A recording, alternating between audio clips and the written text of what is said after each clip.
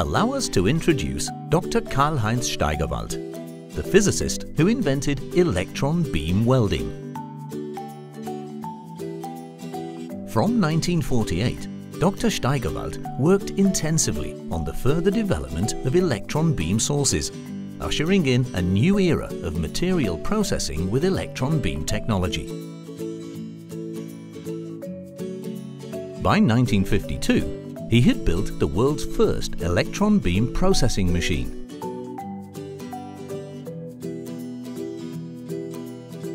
His discovery of the deep welding effect in 1958 meant that electron beam welding became known worldwide and has been used more and more ever since. In 1963, the physicist founded Steigerwald Strahltechnik GmbH, which is still one of the world's leading companies in electron beam technology. Karl-Heinz Steigerwald would have been 100 years old this year.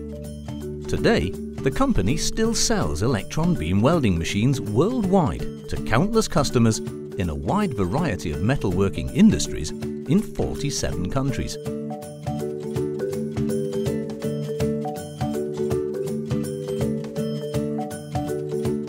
Here you can see some areas where precise, solid and high-quality connections are important.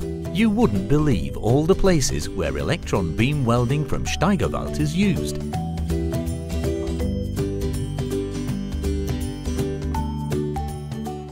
Incidentally, electron beam welding is the most sustainable, energy-efficient and environmentally friendly welding process.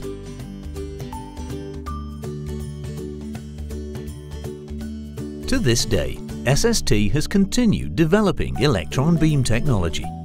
EBO Jump Fast Beam Deflection is one innovation. Another are the EBO Move machines with internally movable generators.